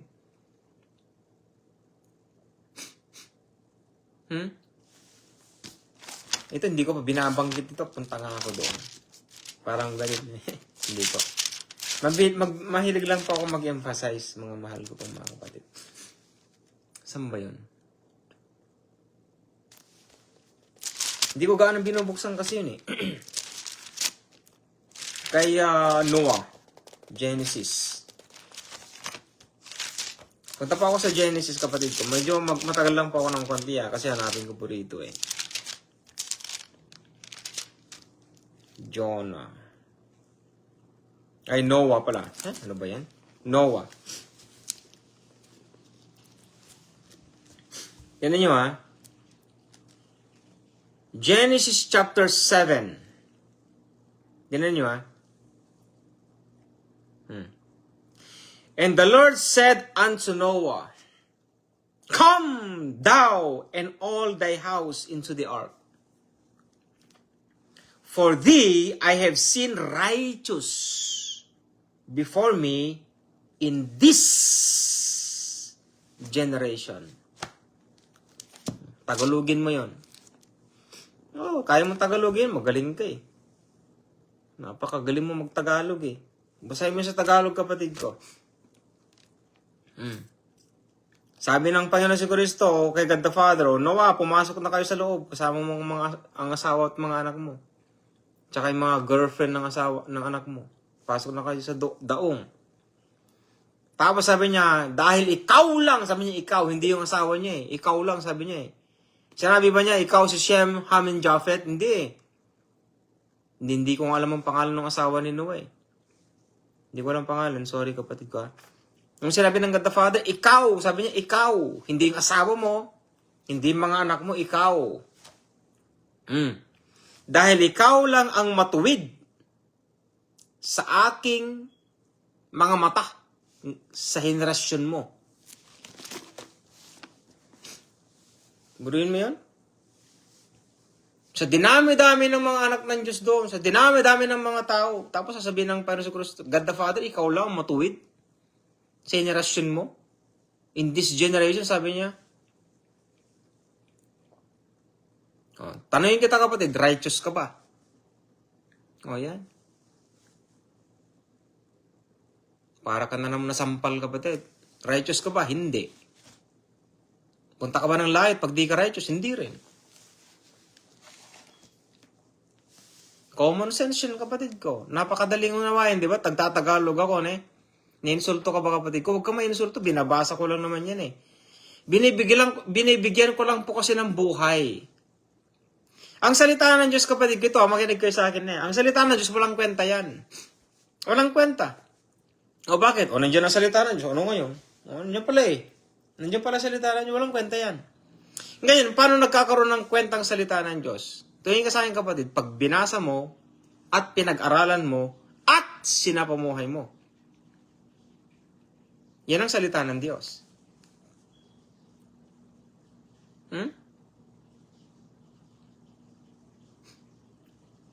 Kailan mo huling binuksan ang salita ng Diyos o ang Bible sa bahay mo? Noong mga panahon na yun, hindi mo binabasa, walang kwentang salita ng Diyos. Nandun lang, nakababad lang eh. Buti nga hindi inaanay, di ba? Naalikabukan lang. Noong mga panahon na yun, walang kwenta yun. Ngayon may kwenta na. Pag binabasa mo, pag pinag-aaralan mo at isinasapamuhay mo, doon nagkakaroon ng kapangyarihan ang salita ng Diyos. Kaya sinabi ng God the Father, I will put my laws in their mind and write them in their hearts. Righteous ka ba, kapatid? Paano naging righteous si Noah?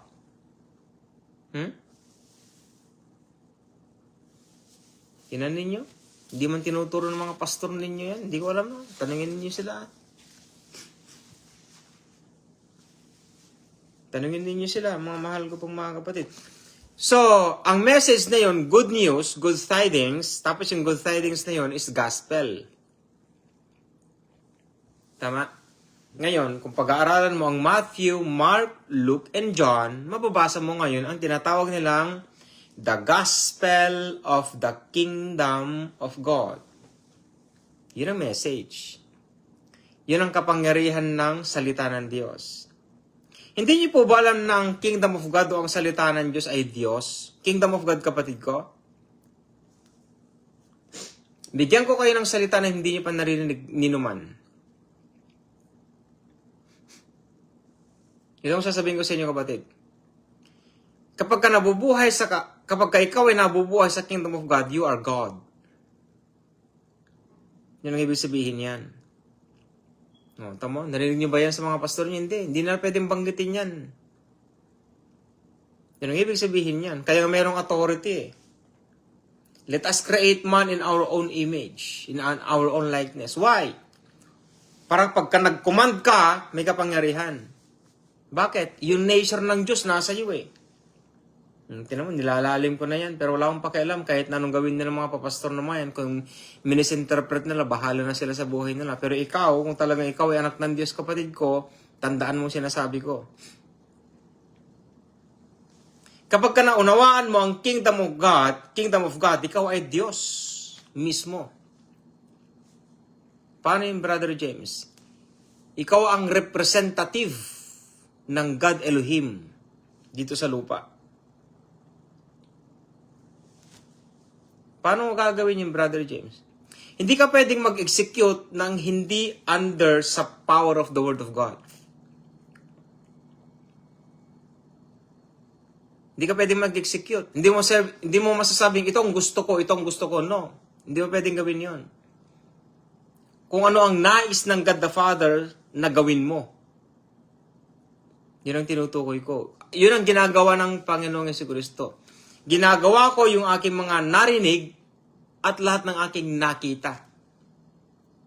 So wala ng Panginoong Jesucristo, di ba? O ikaw naman, o ganoon din naman. Gagawin ko lang kung anong aking narinig, siyempre sa salita ng Diyos, at kung anong aking nakita sa salita ng Diyos. Yun lang.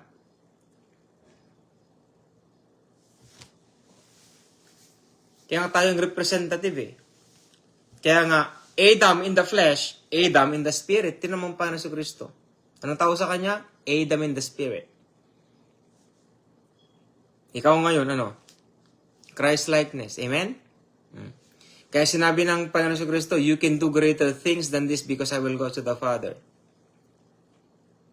Hindi nyo naririnig yan, mga mahal ko pong mga kapatid. Hindi nyo maririnig. Hindi ko alam kung mamimisinterpret ng mga ibang mga pastor yan. Pero hindi nila pwedeng i-misinterpret eh. Kasi yan ang power of the kingdom. Kaya merong Holy Spirit eh. Bigyan ko kayo ng halimbawa. Ano sinabi ng Apostol Pablo, ang Panginoon si Kristo? Punta na lang tayo sa sinabi ng Panginoon si Kristo. Huhulihin kayo, sabi niya, di ba? Hulihin kayo, ihaharap kayo sa mga hari. Sabi ng Panginoon si Kristo yun. Ngayon, ano sinabi ng Panginoon si Kristo? Pagbukas ng inyong mga labi, sabi niya ganyan, hindi kayo magsasalita. Nabasa ninyo yan? Ano magsasalita? Holy Spirit. Ang Holy Spirit ang magsasabi kung anong sasabihin mo. Kaya mayroong tinatawag na prophesy eh. Kaya kung minsan nagpa-prophesy ako sa inyo kung minsan.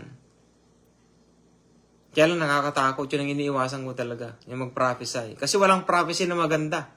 Madalang lang yung prophecy na matino, na maganda. Halimbawa, magpa-prophesy ako sa isang kapatid, pagpapalain ka ng Lord.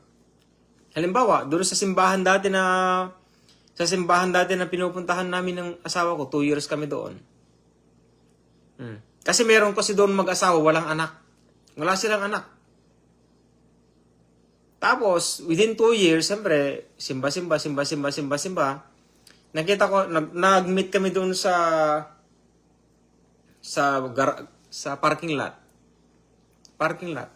Kung nag-prophesy ako sa kanya, kuya, sabi ko, magkakaroon kayo ng anak. Magkakaroon kayo ng anak kako. Pinapasabi ng Lord sa akin, magkakaroon kayo ng anak. Sinabi ko pa nga sana lalaki kung pwede lang eh. Pero binigyan sila babae. Pero nagkaanak sila.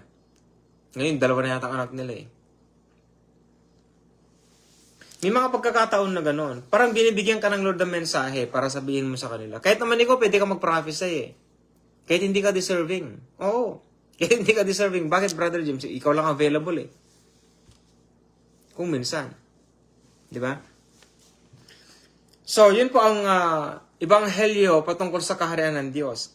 Kaya kapag naunawaan mo ang kingdom, mga mahal ko pong mga kapatid, yung Diyos sa buhay mo, mabubuhay yan. Siyang kikilos. Kaya, pagka nakikita kita, hindi ikaw ang tinitignan ko, kapatid, kundi ang Diyos na nasa buhay mo. Ay, kalalim naman yan. Hindi ko alam kung paano ko sasabihin sa simbahan. Pag sinabi ko sa simbahan, ewan ko. Baka yung iba siguro, babagsak na eh. Bababa yung glory. Pag bumaba yung glory, bagsak ka kaagad. Ay, naku, hallelujah. Napakalalim na yon. Pag nakikita kita, kapatid, hindi ikaw ang nakikita ko, kundi ang Diyos sa buhay mo. Ang lalim no? Ay, hallelujah. Yung tinatawag nilang Christ-likeness. Ganong katindi ang kingdom of God, kapatid ko. Yan ang kapangyarihan yan. Sa ngayon, 70% pa lang ang tinuturo ko sa inyo. 70%. Kingdom of God pa lang yan, kapatid. Hindi yung Gospel of Grace, ha? Kasi yung Gospel of Grace, pang evangelism yan, eh. Wala nang problema yan, eh. O, bigyan ko kayo ng 100%. Di ba nasa Kingdom of God ka? O, ito ang tatanong ko sa'yo. Sa tingin mo, anong gagawin ng Holy Spirit sa buhay mo kung ikaw ay nabubuhay ng kabanalan? Anong gagawin niya sa'yo? Hindi mo alam, di ba? Ibig sabihin, yung 30%, siya nang bahala doon. Ito pang matindi. Ang Holy Spirit, Diyos mismo. Limitless, unlimited. Unlimited ang Holy Spirit na binigay sa atin. Binigay sa atin, hindi dahil sa siya'y instrumento ng ating paglagong spiritual, hindi po. Wala po nakalagay sa banal na aklat na siyang instrumento. Nung binigay po sa atin ang banal na spirito, Diyos mismo na buo. Buong buo yan, Diyos yan.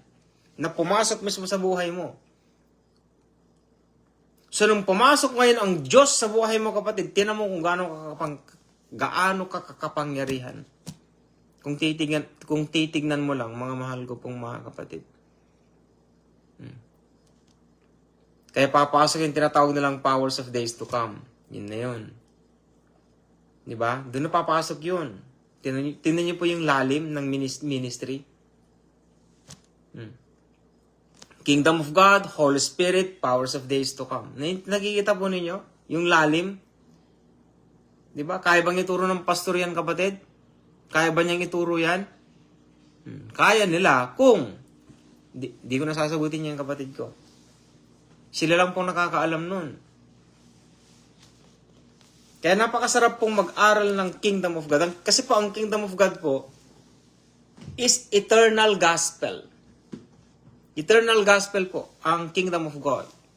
Si Satan alam niya yan. Alam niya ang principle ng Kingdom of God. Kaya nga nag-rebel siya kay God eh. Kasi ayaw niyang magpa-under sa Diyos mismo. Ayaw niya magpa-under. Kasi nakita niyang kapangyarihan eh. Kapag alam mo kasi ang nature ng kingdom, kaya mong i-govern. Kasi ang kingdom of God kasi to govern, to manage, to lead, to control. Alam niyo yun? Kingdom, kaya ikaw ang hari. King of kings, you are a king, you are a lord.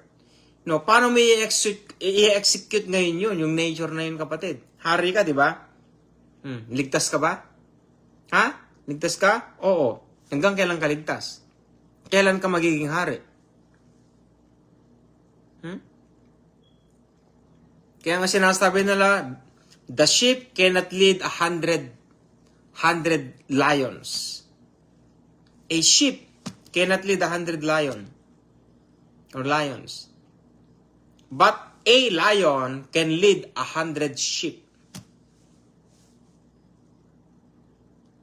Naunawaan po ninyo ako? Ano ka ba? Sheep ka ba? Tupa ka ba? O leon ka? Pero hindi yan ang tinuturo ko, kapatid. Ano ka? Tupa ka? Lion ka? O ikaw ang kawangis ng Panginoong Jesucristo? Lalim na nun. Sige nga, banggitin mo nga. Kawangis ako ni Kristo. Sige nga, banggitin mo nga, kapatid. Sige nga, pikit mo pang mata mo. Pikit mo mata mo. Kawangis ako ng Panginoong Jesucristo. Hindi mo mabanggit-banggitan eh. Tapos sinasabi mong born again ka. Sampalin mo nga muna mukha mo. Kasi baka nananaginip ka lang eh. Sinasabi mong born again ka, di ba? Alam mo bakit hindi mo kayang sabihin, kapatid? Pero pag ibang pastor, pag sinabi niyan, sasabihin, kawangis ako ni Kristo. Tapos sasabihin mo, kawangis ako ni Kristo. Alam mo bakit nagagawa mo yan? Wala kasing anointing, kapatid. Ginogoyo ko lang ng pastor mo pag sinasabi niya yun. Ha? Walang power eh. Kaya nababanggit mo eh. Di ba? Oh, ito, tarihin kita. Sabihin mo sa sarili mo, papikit-pikit pa. Sundin mo ako ngayon, ha? Kawangis ako ni Kristo. Jesu Kristo. Hallelujah.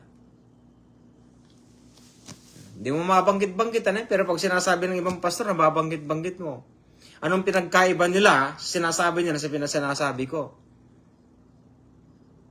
Ganyan kalalim, kapatid, ang ministry na yan na pinapakinggan mo ngayon. Kaya huwag mong binibiro-biro yung panonood mo sa akin. Seryosohin mo, kapatid ko. Wala kang maririnig na ganyan.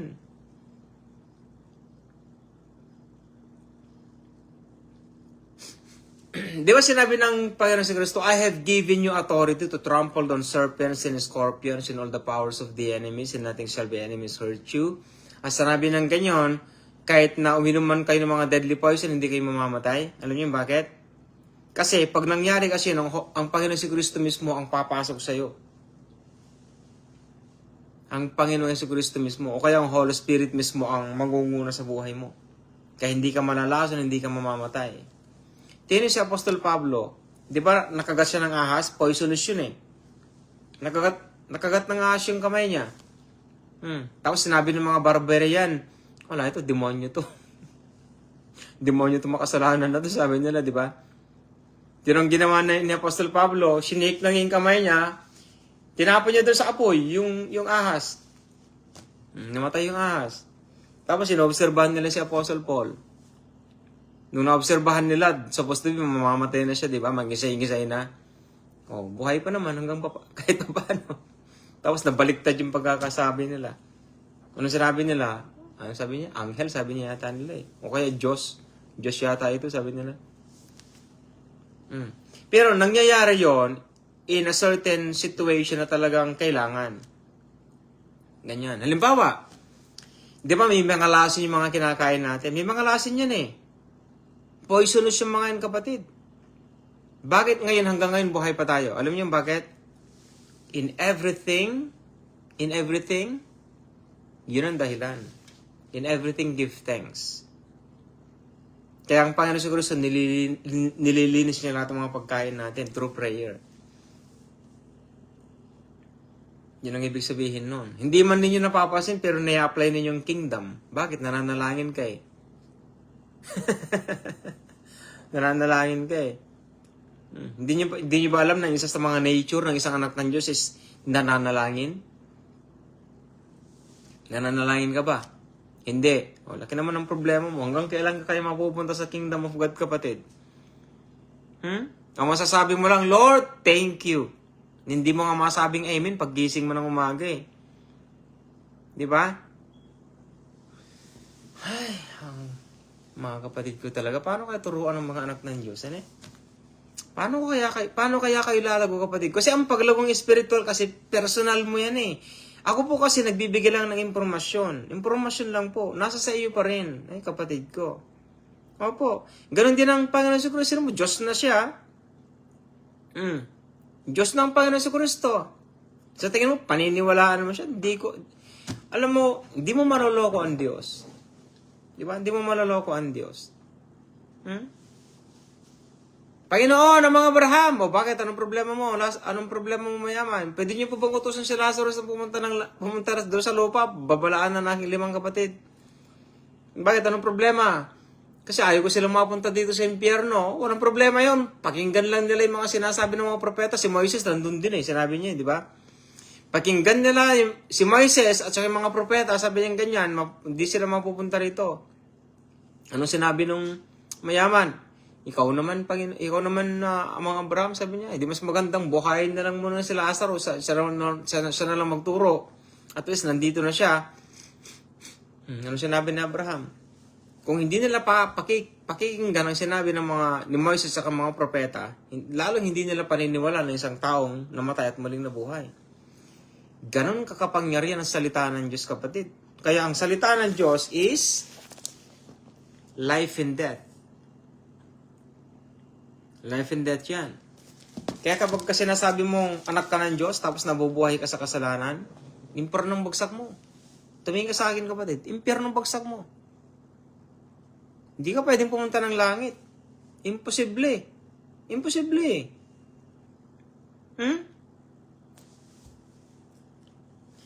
Ang salita po ng Diyos, mga mahal ko pong mga kapatid, kingdom po yan. Kingdom.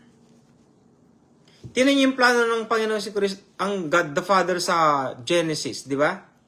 Let us create man in our own image and let them have dominion over dominion, sabi niya, di ba?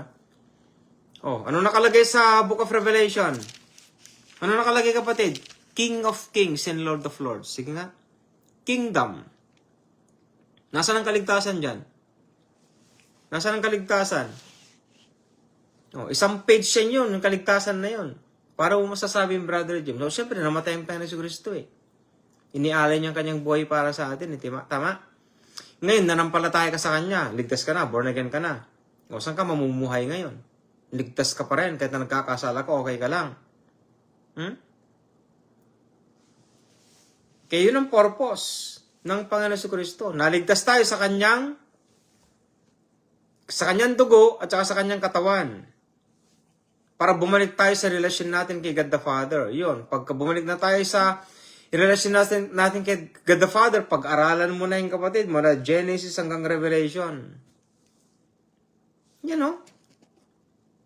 Yan ang kingdom na tinatawag. Ang banal na aklat, kingdom yan. Genesis to Revelation, kingdom, mahal kong kapatid. Anak ka ng Diyos, di ba? Amin ka muna. Pag malaki mo yan. Pag malaki mo, nakikinig ka sa akin, kapatid ko, edi pag malaki mo, yan. Pag-aari mo lahat yan. Basahin mo yan lahat. Isa pamuhay mo, hanggang sa kaya mo. Kingdom yan, kapatid ko. Kingdom yan.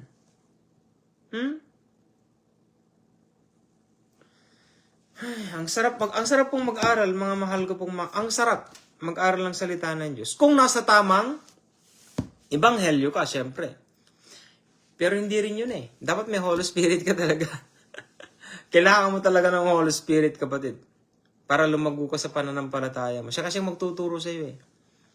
Di ba? Nagbibigay ko ng impormasyon sa iyo eh. O, ang Holy Spirit naman, nagbibigay sa iyo ng revelasyon. Yan ang pinakamahalaga sa lahat. Kasi kung walang revelasyon, wala kang matututunan. Wala ka talagang matututunan. Yan ang Word of God. Amen, Mother Prophet Ibowa. Yeah, thank you so much, Mother Prophet Ibowa. It's my birthday today in the Philippines right now. Oh, it's already my birthday after 2 years. After 2 minutes. Here in Canada. So, the Word of God is about kingdom. Wherever you go. In the book of Revelation, in the book of Genesis, let us create man in our own image and in our own likeness and let them have dominion over the fish of the sea, fowls of the air, creeping things, and everything that creepeth upon the earth. And then, if you're going to open or flip the Holy Bible in the book of Revelation, you may find the King of Kings and Lord of Lords. Not just like that. In chapter 22 says, look how the kingdom is. Revelation chapter 22. And he showed me a pure river of water of life, clear as crystal. I'm reading chapter 22 of the book of Revelation. Proceeding out of the throne of God and of the Lamb. In the midst of the street of it, it on either side of the river was there the tree of life, which bare 12 manner of fruits, and yielded her fruit every month, and the leaves of the tree were the healing of the nations. And there shall be no more curse. Excuse me. But the throne of God and the Lamb shall be in it, and his servants shall serve him. Look at that. Throne. What is the purpose of throne? What is throne? Power. Authority. Now, who is sitting on the throne? God or king. Owner. Kingdom. Do you understand? Is that about salvation? From Genesis to Revelation, is it about salvation? No.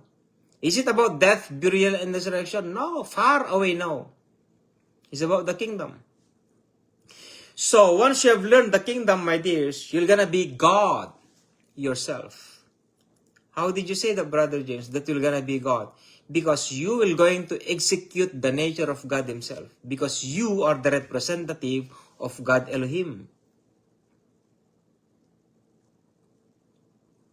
You are going to represent him. Like the Lord Jesus Christ representing God the Father himself. That's why whatever you do in the kingdom is God's desire, is God's plan, is God's action. That's why no evil communication proceeded out of our mouth. Every word that will come out in our mouth should be holiness. Be holy, therefore, even in the manner of conversations. That's what Apostle Paul says. Apostle Peter, if I'm not mistaken. Yeah, I think Apostle Peter.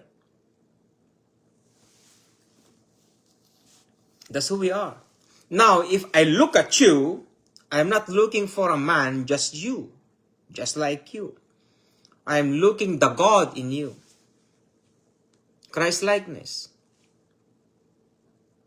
The fullness of the Lord Jesus Christ. When you say fullness of the Lord Jesus Christ, every action, every word that's come out from your mouth, right, is God's. That is why the powers of days to come is the execution of all people of the living God in the fullness of God himself. That's why we have the powers of days to come. Now, who's available? Are we available, my dears, to receive the kingdom? Are we available to execute the nature of the ministry of God the Father, God the Son, God the Holy Spirit in your life in this generation? My dears? Kingdom of God. Kingdom of God is intended only for the people of the living God. You. Not for the non-believers. That's why I preach the gospel of the kingdom of God to all brethren who receive the Lord Jesus Christ as their Lord and personal Savior. They should receive the gospel of the kingdom of God. They should. Because if they not, they will not receive the Holy Spirit. Because the prerequisite for the coming Holy Spirit upon your life is by learning the nature of the gospel of the kingdom of God. Look at our Lord Jesus Christ. He preached the gospel of the kingdom of God. Do they have the Holy Spirit? Do they have the Holy Spirit during that time? No. They don't have the Holy Spirit. The Holy Spirit came after they fasted and prayed. And during the Pentecost, here comes the power of the Holy Spirit. They sanctified themselves. They purified themselves. And then the Holy Spirit came. So that is the essence or the way for you to have the Holy Spirit. You need to be empty yourself. When you say empty, remove every infirmity, remove every sin that you have. Remove everything, 100%. Give everything to the living God. Give everything. And then welcome the Holy Spirit upon your life. Because the Holy Spirit is a mark. He is a seal that you are the Son of the living God. Amen? Holy Spirit. The power of the Holy Spirit, my dears. So that's all I can say, my dear brothers and my dears. Actually, I'm very tired. Honestly, I'm very tired. I'm very tired, my dears. But I'm doing the online ministry because it's my birthday now. Hallelujah, Lord. Thank you so much for my birthday. April 30th. Hallelujah. So let us all pray, my dear brothers and my sisters. Our dear Father, Heavenly Father in heavens above, thank you very much, our dear Father, for this wonderful Bible study in Tagalog and in English, our dear Father. Thank you so much for your people who are watching right now with me. And also, it's my birthday, Lord God Father. I was born 1983, Lord, so here I am. I'm already 43. Hallelujah. And kicking. And this is also my spiritual birthday, my dear Father. For my 27th year of my relationship with you. Thank you so much. Whatever your plans, my dear Father, in my life, Lord, your will be done. And give everything in us, Father God, for our own sake. For the ministry, and especially our relationship with you, with my wife and my children, and to our loved ones. But Lord, my concern is your people here in the online ministry. Here comes your people, my dear Father. Lord, they are watching me, and somehow they are learning informations. But I hope that the Holy Spirit revealing to them the nature of the revelation through the message that I am giving them, my dear Father. Lord, they are seeking you, and they are knowing you. And I am very glad, my God Father, because they are learning. And thank you so much. Thank you so much, my Father. Especially my brethren in Pakistan, our dear Father, they are growing in the faith. Because you called them. And also to my brethren who are watching with me, who are praying with me, our dear Father. God, I pray touch their hearts, my God Father. Touch their hearts, my God, in Jesus Christ's mighty name. Touch their hearts. I feel the mantle with me, my dears. I feel the mantle. Yeah. Oh, hallelujah. Lord God Jesus. Lord, bless your people, my God Father. Bless them, my God Father in heavens above. Touch their hearts, my dear Father. You have anointed me, dear Father God, through online ministry. So here I am. I'm praying for them. And I pray, Lord, to touch their hearts and talk to them heart to heart, my dear Father. And bless them, our dear Father in heavens above. And Lord, nothing is impossible to you. And we put our lives in you and we trust in you. And thank you very much. And nothing is impossible to you, our dear Father. Thank you very much, Lord. That's all I can say, God, my Father. Thank you very much for all that you have done. Thank you. May your will be done upon our lives, my dear Father. Thank you very much. In Jesus Christ's mighty name, I pray and we pray. Amen and amen. Yeah, I feel the mantle, my dears. And so it's already 12 midnight, my dears, and I'm so sleepy. Shalom, my dear Pastor Sohail. That Jesus Christ bless you, my dear Pastor. And my dear brother Intezar. Thank you so much, my dear kapatid na Bal. Magkikita tayo ulit, kapatid kong Bal. Hallelujah. Hallelujah, hallelujah, hallelujah. Thank you so much, kapatid kong Bal.